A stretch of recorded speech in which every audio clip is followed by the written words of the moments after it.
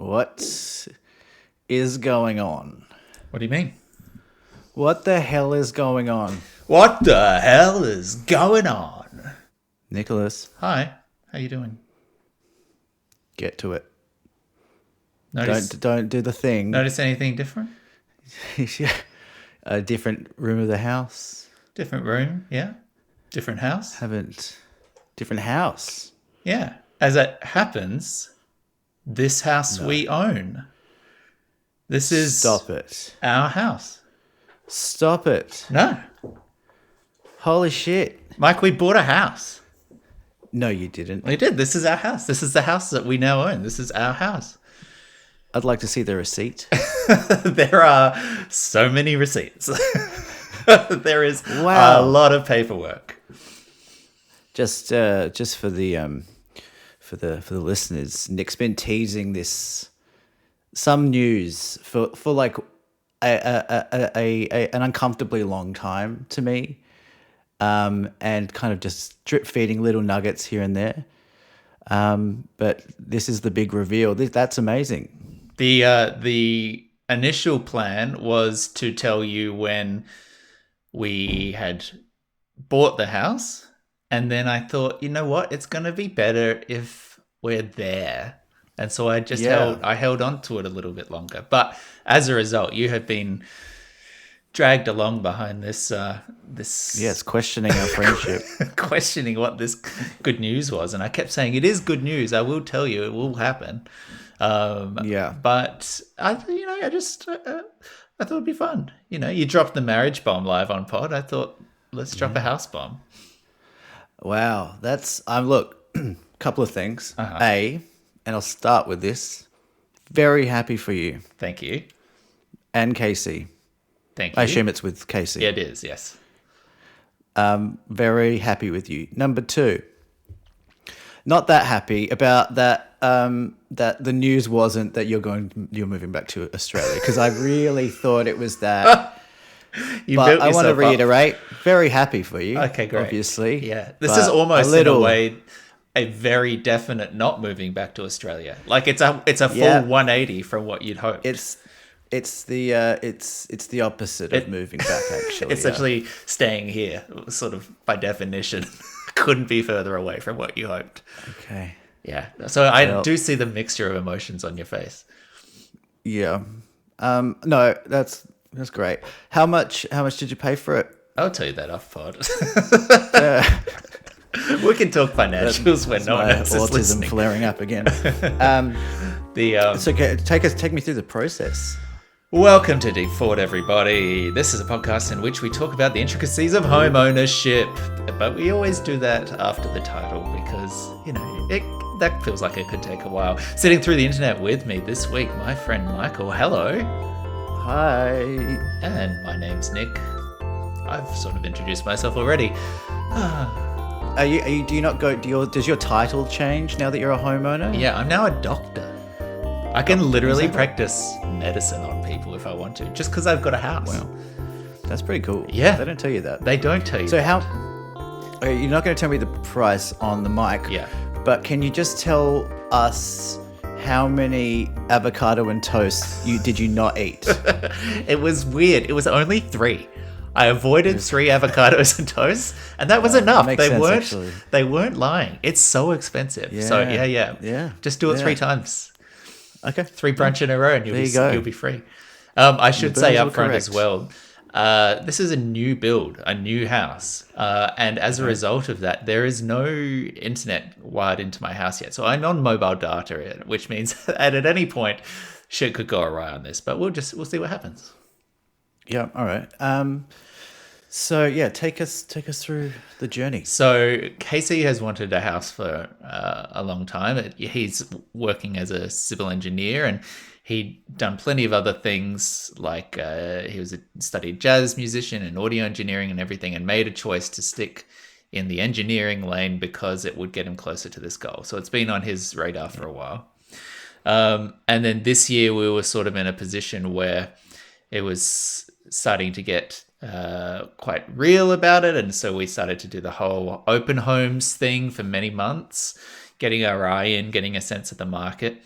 but with an idea that, and in fact, multiple people we spoke to from the bank and from real estate agents and things were saying that this year is probably the best year in the past decade to buy a house because it's the I mean, I don't know if that's true in Australia as well, but that's certainly over here, because interest rates, while high at the moment, are going to go down, and yet prices have also slumped post-COVID, so it's an easiest place to get on, but with the expectation that they'll come back up again. So with that in mind, we started really, like, we were going to maybe six plus open homes every weekend for several months, like all across town. We had a few sort of suburbs we were hitting up, but we were just trying to get a feel for the vibes out there, get an idea of what was in demand, what was out there. And that's pretty that's a fairly exhausting way to spend your weekends. I mean, just dealing with realtors on a consistent basis. Yeah. That's enough. They make you log in at every open home you go to, and then they call you like that night or the next day. Like they'll call you on a Sunday night at 6:00 and be like, "So, what did you think? What do you think it's worth? Are you interested?" It's them doing like their looking job. at private health insurance online. Yeah, it's like you just get. You even look at it, you're fucked. They release your email address in booper.com.au, and they're like, "What's up, Michael? We know you've been thinking about us." And you get released to the spam bots, and then all of the emails start coming through. We've heard you might be looking for properties, So that was probably at least 2 or 3 months. And this will tell you how much restraint I've had in this process, because I don't like to exclude my friend Michael from important things like this, but I sacrificed everything for content. And you risked everything, really. I you did. risked a lot. I did. Because it was getting to the point where you had teased it. Oh, this week I'll be able to tell you the good news. Yeah. Also, initially, you just said news. And your expression, you were trying to do your poker face, which admittedly is quite good. That I didn't know if it was good news or bad news. Yeah. So I was stuck in this. I clarified. I clarified early, like, oh, it's good. It's good. Yeah, but then I thought that might be throwing me off the scent. Yeah. Yeah. And then I went through the stages of grief. Nothing like couching bad news by telling people it's good news, just so later when you can reveal it, it's really shocking. But then I thought, is this a bit? And you're just going to constantly do this, and then I'll look back and it'll be like 4 years have gone by, and then you'll reveal. Remember how I did that thing? Yeah, there was no news ever. And then I thought, damn, if it's that, I'm going to have to respect it. I mean, I wish I had bought this house now. It would have been a lot cheaper, and I could have still had a good bit out of it. But yeah, so we were looking at open homes, and this is actually the third house we tried to buy. So we went to an auction, didn't get the auction. In fact, we went to the auction, never even put in a bid. It was so immediately above our limit. We put in a deadline sale, which is one of those blind submission ones. So you just throw a price in an envelope and give it to the vendor, and they look at all the envelopes and decide who it's going to be. But you have no idea where your price sits relative to the other bidders, so it's all a bit like it's like a silent auction, is that? Yeah, except a silent auction, you can see the previous price, right? If you're like at a quiz night and it's like meat platter $120, someone will bid, like write that bid on a piece of paper, and you can be like 121. Oh, okay. You've clearly never bid. I've never bid on a meat platter. That's for sure. Yeah. So this was actually third time lucky. This was another deadline sale, and we put in an offer, and this time we got it. But yeah, we probably went to 40 houses across Christchurch. We looked at old ones, new ones. We looked in, probably within a 200 grand window, up or down, to get a sense of what you get for your money. And yeah, it was sort of all encompassing. And then on top of all that, you've got all the other paperwork side of things, which is like mortgage stuff, insurance stuff. You have to be ready with the bank for them to give you like unconditional approval to bid at an auction, so that you can go in and say, I'm going to spend this amount of money, please. So so much, so much admin. Can I ask you can knock back any of these questions, Yeah. but so are you and Casey going 50-50 on this? Like, how does that work? Yeah, so it is. It's what do you call tenants in common, which means we both own 50% of the house. Exactly. Yeah. Wow. Yeah. How'd you do that? So this is where the generosity of my parents comes in, because I wouldn't have been able to get anywhere near that without them supporting it. Yeah. And that's realistically the case for pretty much all of our generation. I don't know anyone who's bought a house who hasn't had parental support. Inheritance. Yeah. Or, yeah. I just don't know how that's possible. No. On Casey's side as well, but we also have the mortgage in both our names too. So yeah, it'll be a few years of paying this off. Is your mortgage now higher than your rent was? It's actually worked out to be basically exactly what our rent is, but instead of throwing money in a hole, we're now throwing money into something that we own. And Now is you're already an elitist. Now you're like, Michael. Actually, rent money's dead money. no, but I mean, it kind of was like Casey legitimately hated it. He hated the concept of paying someone else to live in the house, and was like, this money goes nowhere, right? He almost took it like an insult. Yeah. So it's nice Doesn't to now do be anything. Yeah, and this is with rates at their highest. So ideally, we only locked in for 6 months at this rate. So as they start to drop, we should hopefully be able to lock in, and then our repayments will go down as well. So, what are we talking? 2-bedder? no, so we got a 6 Is it bath, an apartment? no bed. Apartment or house? It's a house. No, you don't. 6 bath, no bed. It was a joke. Sorry. Wow. It's a I don't know what you standalone. guys do. We've only got bathrooms. You can sleep in any bath you want, but it's like a hub and spoke thing where there's like one central room and then 6 baths. Yeah. No, it's a house. You said house. that It's a already, standalone house. It's actually a subdivision, so it's at the back of an existing block, with a driveway up to the back. And it's a 3-bed, 2-bath. So we've got an ensuite, which is pretty flash. Got a nice. I'll send you a whole bunch of pictures now that I can actually share this with you. And post the address in the chapter notes. Yeah, and I'll also post my bank account for any default If you can listeners. screenshot your bank account, make it deposit. just so that we can find it on realestate.com.nz.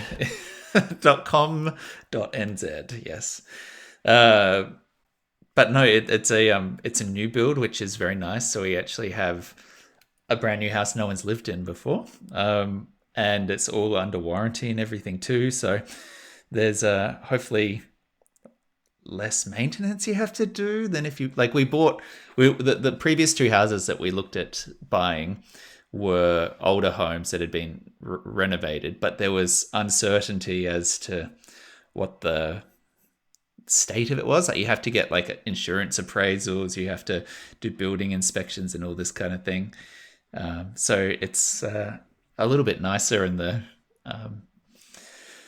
little bit more reassuring, I guess, to be in a home that should theoretically be all up to standard and up to code. Oh, wow. I'm just looking at these photos. Yeah. Oh, that's a nice photo, you guys. That's our classic standing out at the front of the house when we got our key. This is living. So there was rumors, baby. There was rumors at some point that you might come over to New Zealand. There is a spare room with you. That's still very much on the cards for this year. Please, we'll work it out. Please know that there's a room here, and you'll be able to stay with us. I would love that. And is it close to where you were? It's actually the opposite. Do you know the area? Of town. So we were about 20 minutes from where we used to be, which is not too far, but it's also like 40 minutes return. So we just moved in over the last weekend, and it was a pretty stressful, full on, like 3 straight days. So there was like a Friday that we were just packing all our shit from the old rental. Saturday we had the moving van from 8 a.m. to 6 p.m, like a full 10 hours, and did 3 huge loads. But our old rental has a like shared driveway with 7 other houses. So there was all this like heartache of parking this big van in the middle of like a shared thing. And then people were like, I need to go out. I've got a birthday party. And you're like, oh, fuck, nothing in the van's tied down yet. And all this kind of stress. All Who goes to a birthday party? I mean, grow up. He was 21. And then like, so that we rented the van until 6 p.m. And they're always like, oh, make sure you fill it up before you come back and drop it off, with a full tank. And so at like 5:40, we're on our way back. And I get the phone call from this moving company. And they're like, just wondering where you are because we actually close at 6 p.m. I'm like, well, this morning when I picked it up, I told you we're dropping it off at 6 p.m. We've booked it for 10 hours. So I'm sorry if you want to go home, but you shouldn't let people book it at the time that you're wanting to walk out the door. Yeah. You should stop I've actually got a birthday party to go to. Yeah, it's probably the same people. But yeah, so sort of stressful day there, carrying so much shit. I had my room and like, not to point fingers, but KC has a lot of stuff and a lot of plants and there was a lot to be done. So Sunday was like still moving like carloads at this point of plants and other things from the house, as well as cleaning the rental, which is like just tedious as fuck. Yeah. My fingers and everything are all chapped. I have bruises over literally every limb of my body because of like carrying furniture and things. And then finally on Monday we finished the clean and sort of got the house stuff all finished. But the other stressful thing was, so we had put in this offer. So this is a deadline sale where you put in this blind offer. And when we did, the real estate agents told us, oh yeah, because this is a new subdivision, the way that settlement will work is it'll be 10 days after the title is issued by council, because you have to basically wait for the bureaucrats to do the paperwork to say, this is now 2 pieces of land instead of 1. So we're like, okay, 10 days after subdivision. And they're like, yeah, it's been lodged. Normally it takes 2 to 3 weeks. So, by the time this comes through, 10 days after that, you can move in. We're like, great. So then 2 weeks go by. We're just waiting. We haven't heard anything. We're calling up council. Council's like, no, don't see anything. Finally, 2 weeks later, we call and check. And it turns out they submitted the paperwork that day. So despite telling us it was already lodged 2.5 weeks ago, the solicitors had fucked around and not actually done it. In the intervening time, we had done the maths and been like, okay, so, if they've lodged it 2 weeks ago, plus 10 days for the settlement, that means we'll be sort of moving mid-August. We'll put in our termination of the rental to end of August. And then that's a couple of weeks of overlap there. That's plenty of safety net. We can be out of the house. So we had sent in our termination and then discovered, oh, fuck, this is actually going to be probably 3 to 4 weeks later than we expected. Fuck. So the other complication was the landlord in this rental had all of these really strict checkout, like end of tenancy prerequisites. They wanted us to pay for professional carpet shampooing, professional gardeners to come here, professional cleaners to come and do the oven and clean all the windows. And that is illegal. It's never that good when you move in either. No, it's never like you're just pristine. You're employing me now as a cleaning service. Yes. Why is it my responsibility? Like, a landlord is not like a job where you just get to make free money. You have to spend money on the house. It doesn't just magically happen. So we were like, well, we're not moving into another rental. We don't need a good reference. Let's call up tenancy services and see what they say. And tenancy service laughed. They're like, they can't ask for professional cleaners. They can only expect reasonably clean and tidy. So we're like, great. We came back to the landlord and we're like, sorry, we're not going to do that. We're going to clean it. It's going to be very good. We've been good tenants, but we're not paying for gardeners. We're not paying for professional window cleaners. We're not paying for, carpet shampooing. Hell yeah. And, stick it to the man, Fuck yeah, dude. And then it looked like the house is not going to be ready for 2 weeks after we terminated our rental agreement. Oh, And we're like, oh my God, I cannot think of anything more awkward that I would like to do Oh my than God. be like, hey, remember how I said, fuck you, I'm not going to clean everything? Also, can I stay here another 2 weeks longer? Oh my God. So did you actually do that? I Did you? didn't. They so we're looking at, oh well, if worse comes to worse and title doesn't come through, we can move back in with KC's parents, or as we didn't hear anything back from that email as well, so we sent off this like, we're not going to get it professionally cleaned. And then a couple of weeks later, they were starting to show people through the house to find potential new tenants. And things felt they'd thawed a little bit, and they said, oh, if that time frame changes, just let us know. So it felt like there was maybe a possibility there. Okay. But I still, wiggle just in room. my heart, I just didn't want to have that conversation. No, the pride. It's the pride. The pride. And then in the end, as things start to get really scary close, to be like, oh, in a week we don't have anywhere to live, we're going to be homeless. They started to negotiate with the vendor, with the people who owned the new house, to say, hey, can we move in before we own it and pay you rent, just so that we only have to move once, so that we don't have to move to KC's parents and then 2 weeks later move again, because moving fucking sucks. Where do you store the stuff? Oh, it's just endless work. But thankfully, title came through really unexpectedly quickly, and we settled. Between that title issuing day and settlement was 3 days. So we did all of the mortgage, the money, the conveyance, the home insurance, the contents insurance, the legal stuff in 3 days. 3 days. Shit. And then got the keys on the Friday and moved in on the Saturday. Wow. So, and presumably you're kind of learning about this stuff as you're going as well, because what the fuck's a deed? What's a title? I don't know. You have to kind of work it out on the fly. And KC's approach had been he's someone who has that ADHD, like obsessive learning thing, where he likes to learn new skills, new crafts, new abilities, but also new information. And so he'd been like, I want to learn how this process works, firsthand. So he had resisted going to like a mortgage broker or someone who would automate it all for us, because he wanted to really understand what he was getting into and what the processes were. But that puts so much work on him and on us as well. It all worked out. Like we're happy with how it came together in the end. But since Tuesday last week, we're recording this on Wednesday. So the last 8 days have been so full on, so full on. But today was the first day where I felt like, okay, most of my shit's here. My office is set up, the kitchen, like all the foods are in the cupboards, like the furniture's in. I don't have internet yet, but everything else like is sort of normal again. And now we can just start to appreciate it. Wow. Yeah, that's wow. Now I got one more question for you. Please, fire away. I wonder. Yeah.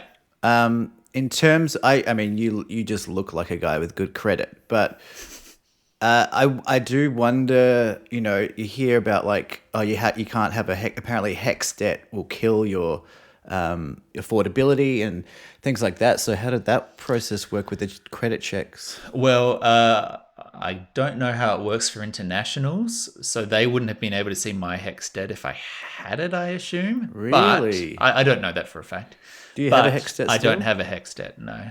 Why? You paid it off? I paid along the way. So if you were able to afford it in the time, I think it was 30% cheaper or something like that. But at that, when I was at uni, honestly. Okay. When I was at uni, I still lived at home, so I wasn't paying like market rent or anything. But KC still has a student loan, so that didn't prevent him from, signing up for the mortgage or anything. So I don't know that maybe it's different here than it is over there. But I don't think it's. I mean, it can't be the case that if you have a student loan, they just won't lend to you. Maybe there are more terms or a slightly different rate or something like that, but they can't expect that. No, I think I really need to stop getting financial advice from Reddit. I think that's maybe the issue. I mean, to be honest, Reddit's probably a better source of information than a lot of the places on the internet. But the other thing is, I guess, if you have a student loan debt that you'll be repaying for a while, maybe they would not lend you as much money because they Yeah, would yeah, assume that you can't, that some of that will be going to paying off that other loan first. yeah. Ah, well, fuck. So grown up. It is my so boy, grown my up. little. Did you tell the broker that you're a podcast? You have a podcast? They said that actually makes things worse for you. I'm going to pretend I didn't hear that. Ooh, let me get my red pen. Yes, going to cross those things out. Well, congratulations. Thank you, Nicholas. It's been very exciting, and like I said, I look forward to having you here at some point. Yeah, hell yeah. That's awesome. It's interesting, the little things as well. You start to learn about the places you move in. It's true when you're renting and when you're buying, I'm sure, as well. But the things that you don't notice until you're in the house, like I don't know if I'm just tall or if this is unusual, but it feels like the kitchen counters are like slightly lower than at my last place. So I feel like a giant leaning over the stove. It's annoying though. It's not a humble brag. And there's also like nowhere to put the microwave. Like, so there's no appliance cupboard or like, so currently it's just sitting in like next to the sink. So I'm gonna have to work out what the hell to do with that. So Do you use just a like microwave much? yeah, I microwave all the time. Do you not microwave? I'll never microwave now. You'll never, because of the radiation. Because of the and the 5G. And the 5G. You heard about this? The 5G microwaves. A lot of 5G. Well, I'm Those worried bad now boys. because this is currently a Skype call on 5G. So we might be dosing up. I'm not a doctor, but you have cancer. I am a doctor, as I said, now that I own a home. Oh, So yeah. I can actually say this is quite safe Double now. jeopardy. Yeah. Yeah. Is home ownership something that you're working towards, that you've been thinking about? You know, now you're engaged. Is that something else that you're It's down the definitely line? something that becomes. Yeah, it's definitely like the topic has become more interesting just as a, on a day-to-day level, it's interesting to go down a YouTube rabbit hole of how that works, like not to the extent that Casey is doing, but like that it does become more appealing or more interesting. We are definitely thinking about that now. I think we'll probably need a little bit more time to commit to that, but it's definitely like I think the next house that we go to will be our own if we can do that. Yeah, that's exciting. Yeah. Do you have? But we got the wedding. Like, it's like which order do you do it in? Yeah. Do you need to like it's a whole because the wedding's a whole thing. In terms of money, that's someone's essentially depends on how you do it, but that could be a deposit on a house. Oh, for sure. So there's all those considerations. A little bit of I don't know, Tetris. It is an interesting thing, the idea of the wedding, because like it's lovely, and I I'd like to do it one day, but it's basically spending like 40 grand on a party. Right? Yeah. And there is part of me which goes, oh my God, like, do you need that kind of expense for this?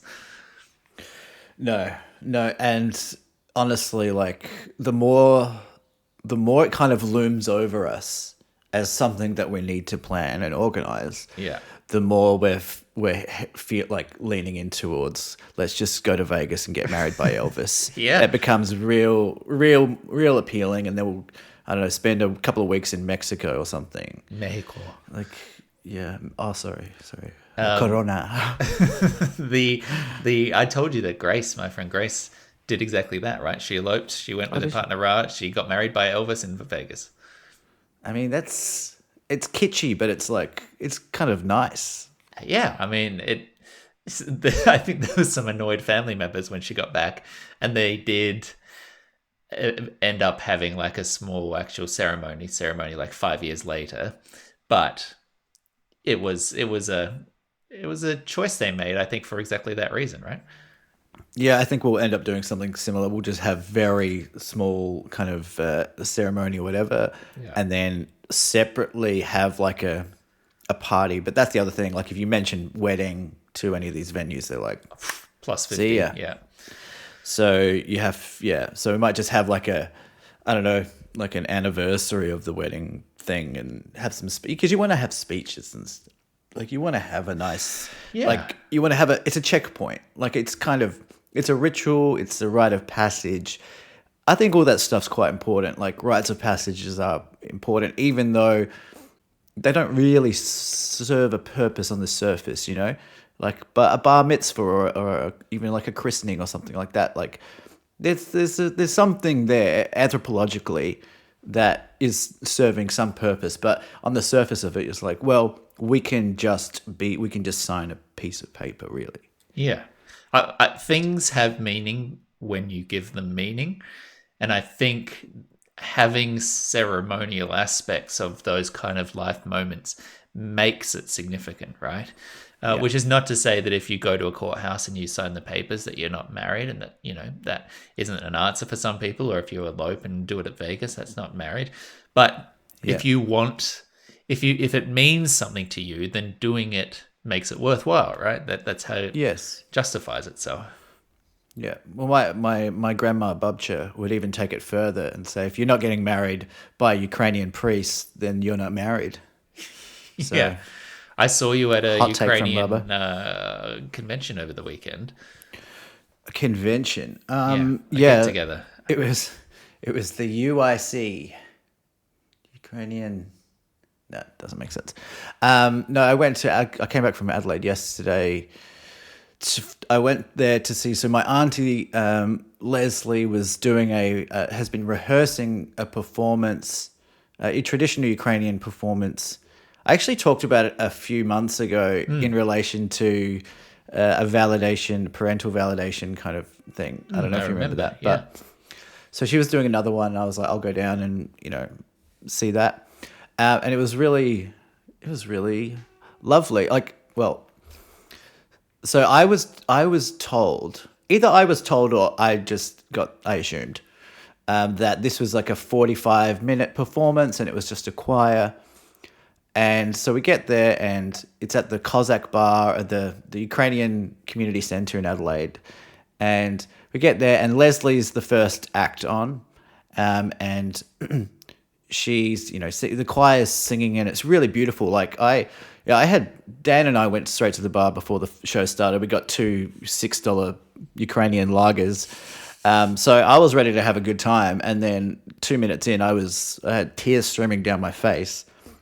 Yes, this really it's an interesting, nationalism or patriotism gets a bad rap. I think for bigger countries like the US or even Australia, like to be a patriot is kind of just a bit icky, But then a country like Ukraine, a smaller country like Ukraine, who's literally currently fighting for their existence and historically has fought for their existence and their place in Eastern Europe. They have all these songs that go back 200 years that I don't understand what they're saying, but the feeling like just hits you, goes directly to your heart, and it's so like powerful. It's such like an underdog David and Goliath thing, and I'm thinking about my grandfather and stuff, and it was really beautiful. But then, so that Leslie was on stage for 10 minutes. Beautiful. Was she singing solo, or were you saying it's with the No. Part of a choir. Yeah. Part of a choir. Then there were dancers, the Cossack dancing. You probably see it. They get low to the ground. Like that. That was cool. And then there were acknowledgements. And the acknowledgements went on for a long time. Interesting. Actually, there was a Zelensky's wife recorded a video message for the Adelaide Ukrainian Community Centre. Yeah, it was pretty cool. And anyway, but this performance that I thought was going to go for 45 minutes went for 3.5 hours.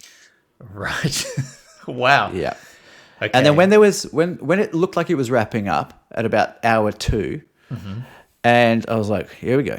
And then they say, we're going to break for an interval for 10 minutes. I'm like, you got to be kidding me. And, what time did it start? It started at 4. It finished at Oh, 7:30. there was your first clue. A Yeah, 4 the p.m. matinee. start. Yeah, Yeah. Yeah, that's the one that's when the eyebrow raises for me. yeah.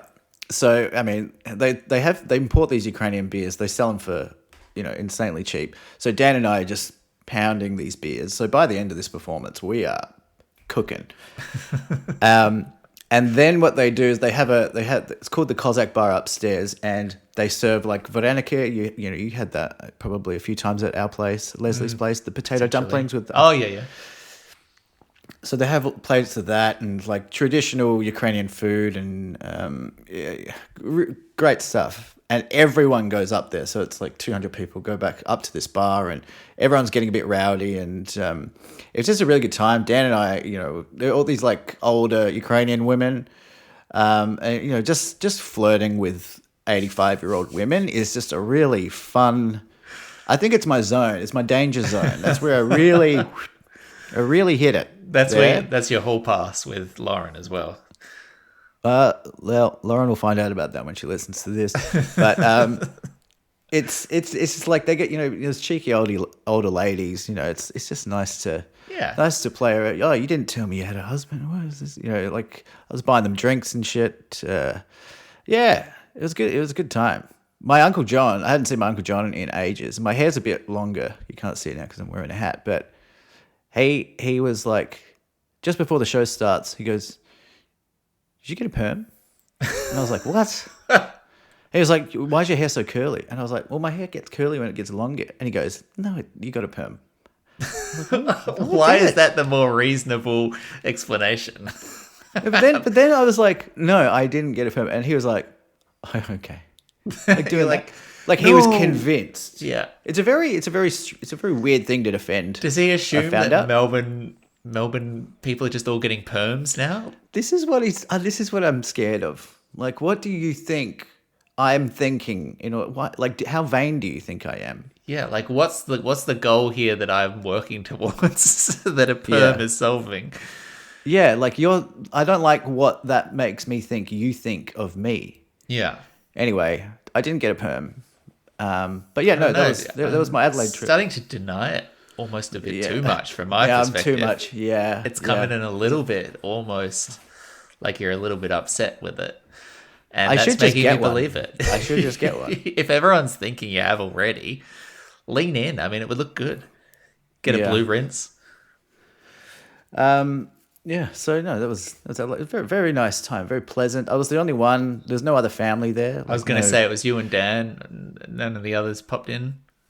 Well, I mean, staying at because I actually hadn't seen my folks' place. They just bought a new place, so I was staying there. But I was the only one in the house, and they're kind of substitute teaching every now and then. So it's just nice to be alone. Yeah, a little bit of me time. Did it inspire you off the back of your attendance at this performance? Did you feel, I mean, clearly, at least for the start, it hit you, but did it inspire you to want to learn a bit more about that side of your family tree, or you connect with that history or culture a bit more? Yeah, it's a good question. Like what it did make me feel is regret, because it was offered to us to learn Ukrainian dancing and to join Ukrainian choirs and to be a part. It wasn't forced on us, but it was definitely presented to us as an option, and I didn't do it. And not saying it's definitely not too late to do that, but I wish that I had engaged with my ancestry in that way from a younger age. It's certainly not unheard of, though. Like, particularly, we've had this conversation. First gen or second generation, the kids of the people who moved here, part of their journey as they grow up in Australia, potentially looking different or speaking different languages at home, is wanting to feel the same as everyone else and wanting to fit in with the new culture. So you're certainly not alone in being like, I don't want to, that's the thing that makes me different. That's not a thing that I want to be, particularly through like puberty and teenage years and everything. So you're certainly not the only person who's gone like, no, I don't care about that. and then come Yeah, back yeah, yeah. later and discovered an interest in it. Yeah, and that's definitely the arc because having a last name like Zubrecki sticks out a lot. Yeah. And when you're growing up, and it's like it's annoying when you're in high school, and then once you leave high school, it's like, oh, I like that my name is It's distinctly so different. good. It's so good. It is good, and I like that we do different things for Christmas, and it's all you really learn to appreciate it a lot later.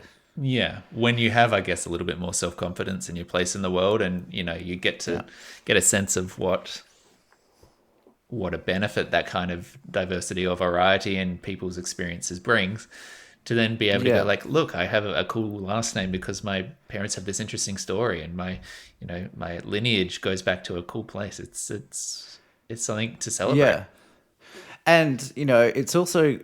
Ukraine's one of those country that no one hates, and no one's got really a bad. Russia's got a little bit of a problem with it. Maybe Russia. Yeah. Maybe Russia. But like in terms of internationally. They're not colonial. They don't have a history of colonialism, the Ukrainians, the Ukrainians. So they're a pretty safe bet. So I should be playing that card a lot more as a white man. I do come from a history of persecution myself. Yeah. In some ways it's shocking you haven't played that card more.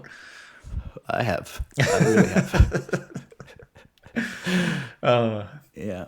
You said when we talked about the performance that Leslie did a few months ago that she had sung it to Bubcha, and Bubcha had been like, "Oh, that's not really not singing." Yeah. Yeah. Did Bubcha turn up, and was she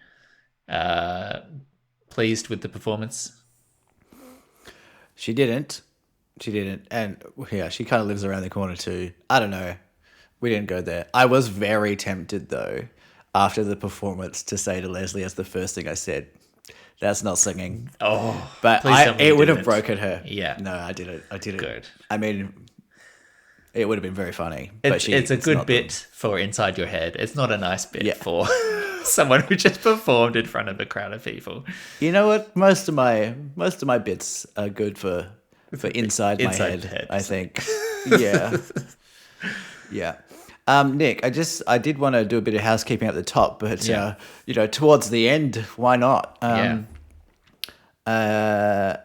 So just a bit of housekeeping here. First of all, hello and shout out to our Afghani listeners.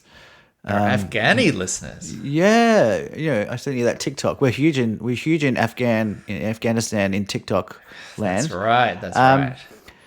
Everyone's using our song "Decade in the Deep." So yeah, I mean, okay, you've got to explain this way better. You got to explain this way better.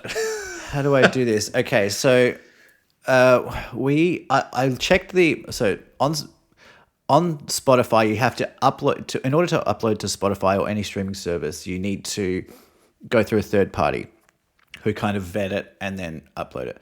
So I was checking the stats for our Christmas songs, and we've got Decade in the Decade in the Deep up there as well. Yeah, I was checking the stats special from April, and it gives you a breakdown of the stats. And very strangely, we had something like 20,000 plays or something like that from memory. Yeah.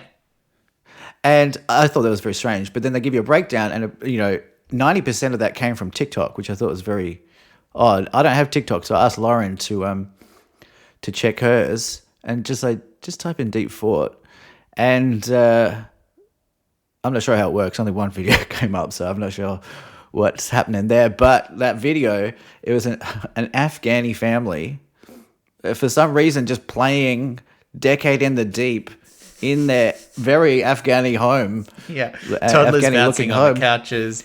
It just seemed like a home video where this family is listening to Decade. Nick's trying to convince me back on the show. Very odd. Yeah, but I'm here for it. I love that. I love Afghanistan. I've always thought of my music as sort of cross-cultural, like universal. Very much so. And I think that you don't need to understand No. the fact that I'm listing off our segments like George Clooney news and seance news in order to Yeah. really get the vibe. Well, it's exactly what I was saying with the Ukrainian performance. universal. I didn't know what they were saying, but I Yeah. felt it. And Yeah. obviously, the good people of Afghanistan, Yeah. they get it. They get it. They And get it's bringing the family together. They're all And sitting around the couch. and honestly, that's what we started this show, to bring is. people all over the world together. All over. Sincerely, not a bit like 20,000 plays from TikTok. Yeah. That's probably Which, if you're wondering what that equates to, it equates to 57 cents. yeah. We're gonna be rich. So yeah, I'll be forwarding that to you, Nick. Take a little off the mortgage. Yep. There'll be some processing fees, of course, and international transfer stuff. But I'll take that 20 cents of mine and make something of it. Well, 27.5. Yeah. Just the last bit of housekeeping here from my end, Nick. So the last episode I mentioned that, I was sleeping better because of the puppy, blah, blah, blah. And that is true, but I did fail to mention one very important detail that my good friend and probably our biggest fan, Dave Weber, so part of the other reason why I'm sleeping better is because web dog, the web dog. the web dog in the morning. Spider-Man. What? Weber. It's all right. Oh, yeah, that's not bad. So the other part of reason why I'm sleeping better is because he did send me. He comes in every night and just big spoons tucks you. me in, Tucks and he you in. sings me a lullaby. He sent me Think these of like what you're industrial. losing. Maybe we should do an Afghani version of that. We should. Oh, I don't think that's We should probably learn going to it. work well. We'll do it with AI or something. Yeah. Dave sent me these industrial strength melatonin pills, which you can only get prescription in Australia. Should so we he be sent- name dropping? Who sent you this?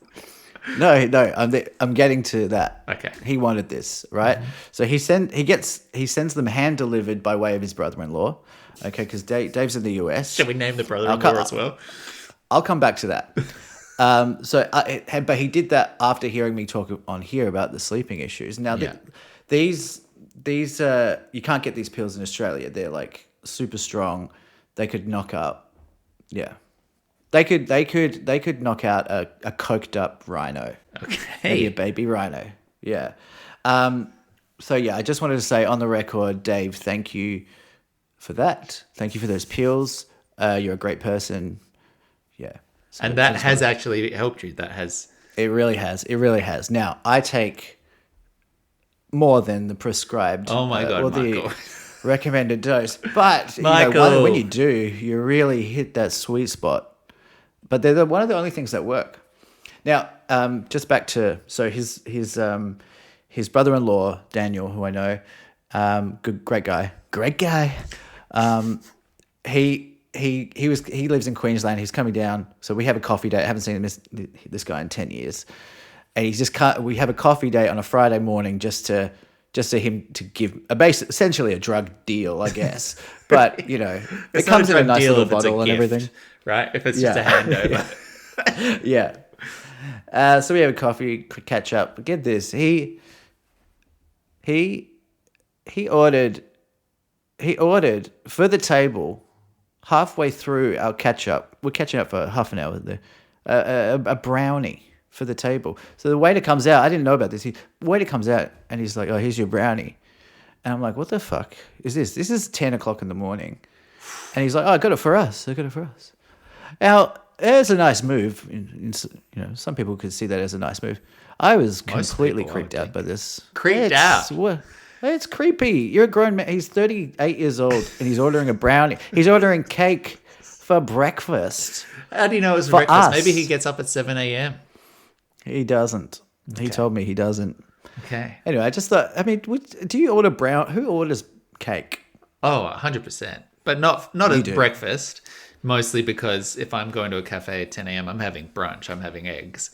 But if I'm Yeah. getting a coffee like 2:00 or something like Quiche. that, and it's, if I want to treat myself, I love a brownie. I'll have a browns. I cannot abide by this. This is insanity. You don't have a huge me. sweet tooth though, right? You're not a You're not a chocolate person. You're not a lollies person. I can get there. You know when I'm a chocolate person? When I'm doing no booze. Then I get really chocolatey. Well, I probably shouldn't say I get really chocolatey. I get really hungry for chocolate. That felt weird. Yeah. My mouth Dude, just big wants storm chocolate rolling in. inside it. Yeah. Big storm rolling in. Mine is Just so you know. just not that. Oh, it's like different. Guess it's different places. location. Yeah. Anyway, that's it. I got a little bit of housekeeping here as well, but it takes the form of the mailbag. So let's just play that jingle. Mailbag, mailbag, it's the weekly mailbag. Deep Thoughts mailbag. Okay, so an email here in the old mailbox, deepfort@gmail.com, if you want to get in touch with us. I'm just going to read this one verbatim, and then we can discuss, Michael. And nothing more appropriate than the title of this email, which is Pepsi. This is from our friend Sean Lewis. Sean says, Michael should start introducing her as, "This is Pepsi, my prescription puppy." That is the entirety of the email. Now, here's my thought, Michael. This is fucking deranged and I don't understand it. Do you have any idea what this means? No. This is Pepsi, my prescription puppy. Is it a riddle? I don't know if it's a reference to something. My prescription puppy. Does it that's a mean thinker. something? Not to me. He did send me a message. I congratulated on making a child, and Is that the entirety of what you did? what else did I do? It feels like, don't just from remember. memory, you insulted the names of his children. Oh no! yeah. No. He messaged me. Oh, that's right. Because I did. I did have a Actually, that's fun. Okay, so on the maybe that was it the last show? Pod, yeah. So Sean has just you- given birth to two twins by proxy with his wife. Right, and one of the names was Rowan, and he listens, and I was like, right, I love Rowan. So he sends me a message after he listens to it saying, "This is who you're talking about when you say you don't love the name Rowan." He sends me a cute photo of Rowan, and this is my save, which I thought was pretty good. I said, "Oh, Rowan." Okay, so I thought it was Rowan, like with an apostrophe at the end, like I'm rowing a boat, like a verb. No, Rowan I like, and clearly he's come into this world suspicious, which is another great quality, because if you saw this face, he's like... Side eye, yeah. Anyway, no, I love Rowan. Love Rowan. Pepsi, yeah, you really ruined the pod. Okay, is this good? Is this good audio? I mean, it's appropriate, given the subject matter. Yeah. This is Pepsi, my prescription puppy. Well, thank you for contacting us, Sean. It's really appreciated. Maybe this is something that's happened in his sleep-deprived days subsequent to twins, and he's just jumped onto the old emails 3 hours deep into sleep, and or with only 3 hours sleep, I should say, and just fired off what is not really a sentence containing not really words. That's a good review of a sentence. Sean, get in touch and explain yourself. Well, thank you so much. I hope you've enjoyed this podcast. It's been a real delight to have you here, and I look forward to having you back next time in what will be a more regularly scheduled episode. If you want to get in if you want to get in contact with us, you can do so by following Sean's example and emailing us at deepfort@gmail.com. You can get in touch with us on Instagram, send us a DM. You can find us on Spotify. You can rate the podcast. You can listen to the music that is driving Afghanistan wild. You can reach out to us on Facebook. Well, not too wild, hopefully. You can rate us 5 stars on Apple Podcasts, and you you can just go out there and embrace the culture that you were born into rather than resist it, and see how that makes you feel like you've got a better place in the world. Michael, how about some Rex? And if anyone's got... Yep, I was about to say something. Oh, gosh, there's a lag now. Yeah, let's do some Rex.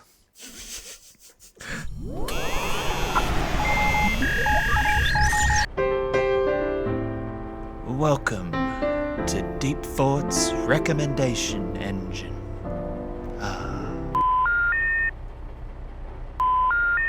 Alrighty, I got a movie and I got 2 musics. What do you got? I got movies and something else. Okay. Oh, God. Okay, we'll cross that bridge when we get to it. Let me start then with a movie and I'll tee you up. This one's a little bit older. I think maybe last year. Michael, Marcel the Shell with Shoes On. Marcel the Shell with Shoes On. I haven't seen it, but... Oh, yeah, I really wanted to see that. It is just dropped on Netflix over here, I'm pretty sure. I think it's an A24. Check your nets. But yeah, Marcel the Shell with Shoes On. You might recognize the name from a YouTube video in like 12 years ago, something like that. That was a tiny little shell, stop motion, voiced by Jenny Slate, and almost like documentary style interviewer off screen asking questions of this little shell. It was like 4 minutes, and it has been turned into a 90-minute feature.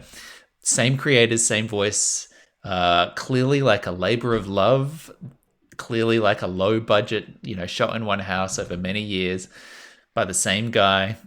And it's just delightful. I've never felt like such empathy for a show before. It's like genuinely touching. It's like genuinely moving, heartbreaking, and really sweet. Beautiful lead performance from Jenny Slate. Gorgeously animated. And it's got that sort of dreamy A24 vibe that I think is right up your alley.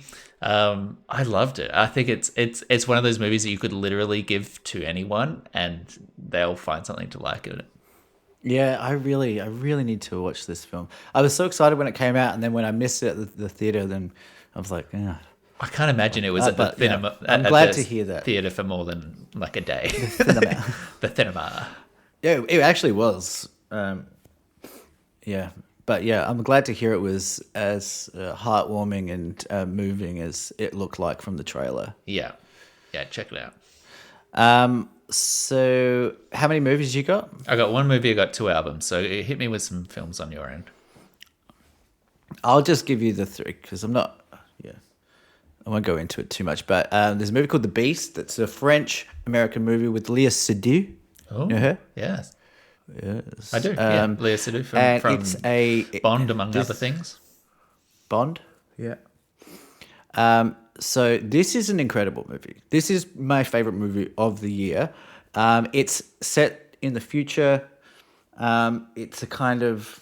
Well, it's set in the future and it's essentially a sci-fi, but it's not like a sci-fi movie. It's kind of playing with this idea of what technology is doing anyway, but it actually goes back to like the Renaissance period as well. But it's just it's a weird one, but it is so interesting. The music's great, performance is great.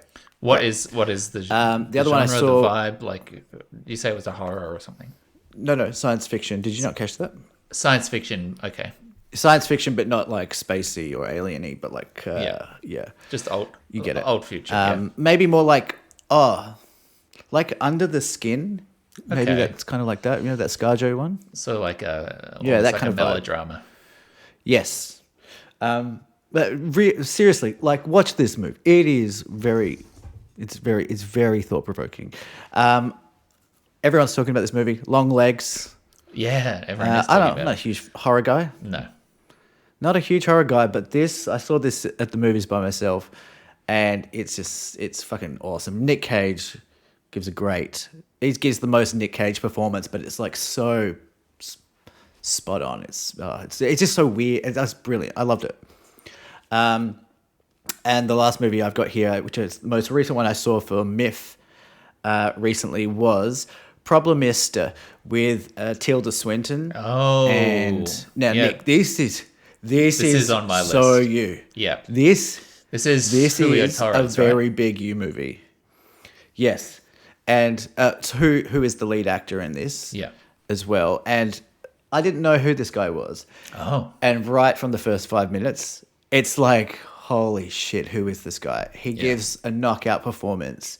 It's like he's got a bit of a Dimitri Martin guy, but then there's, it's one of those movies that there's a lot of depth, but it doesn't need you to. You don't need to be switched on the whole time. It's not taxing in that way. Yeah. There's no heavy lifting that you need to do. You can take from it what you want. Like I'm gonna go see this movie again for sure. But there's a lot there, but you don't need to analyze it. You can take from it what you want, and it's just a very funny movie. It was just we saw it in a packed theater. Me and my friend Steph, we saw it in a packed theater for MIF, and the movies sometimes, I think what I really love about going to the cinema, especially at a festival like MIF, where there's other people who are, it's a different crowd because people are there to see that they like film. If they're there, they're going to see. They're diehards. They're nerds. Yeah. Yeah, and as I said, it was kind of a light movie, but it had like a really sweet ending, and then it was like one of those moments where not quite at the end, but like just the denouement or whatever. Like everyone clapped and we had this real communal kind of feel, and I know it's a bit cringe. It's kind of like love that sort of when the shared plane lands experience. kind of vibe. Yeah. It was so great, and it was everyone. You could just tell everyone just loved this movie. Yeah. And if you like, I can't. Sorry, the lag's here, so I'm just going to speak through it. If you liked his stuff, you should look at like Los Spookies, or he does a voice on The Great North, and he's also done this show this year called Phantasmas, which I haven't yet watched, but which has also got really good reviews. If you're wanting to go in the Torres wormhole, there's plenty of stuff there of that vibe. He's a very unique flavor, but he's really he's got a voice, and I envy that because his stuff Absolutely. is all this kind of vibe, which is great. Yeah, I will do that because I was reading after the film, and he wrote and directed this and starred in it. So got Tilda Swinton. I like his flavor. Amazing, yeah. I know. She's for me, she's the greatest female actress ever. She just, I love her Big choices. Cool. Yeah. And your last, Long Legs was the second one. Okay. Yeah, great rec. I'm really keen to check that out. I'll see if it's playing here. You'll love it. I'm going to throw a bit of music just in the mix, mostly for other people, because as we all know, if Michael doesn't find a band by himself, then it doesn't exist, and he would not accept that he might like it. He can only like things he found for himself. I flicked an album towards you recently called Asger Tekau's Kanda, which is a Danish sort of alt folk rock kind of vibe. I've really been hammering that lately. It's really up my alley. The one that I want you to actually give a crack is Kishibashi's latest album. Have you heard that yet, Cantos? No. Kishibashi, I would describe this as like Shack Attack times Arcade Fire times Muse having like a J-Funk baby. It's like upbeat, it's like anthemic, it's these huge sweeping chords, it's key changes, it's dancey, it's varied, it's got jazz like sax solos. It's a great like listen top to bottom. Like every track just fucking goes, and I think you'd like it. Yeah. Shack Attack times Arcade Fire. That's that's something I didn't know I needed. Yeah, it's really good. Hello, Pepsi. Are you the prescription puppy? She just wanted to say hello. She's been sleeping, and then she just woke up, and now she's like, "What the fuck are you doing? Not giving Tell me, cuddles? tell me more about this Kishibashi's new album. Yeah, her ears picked up. Yeah. So can you send that to me? Yeah, because I won't.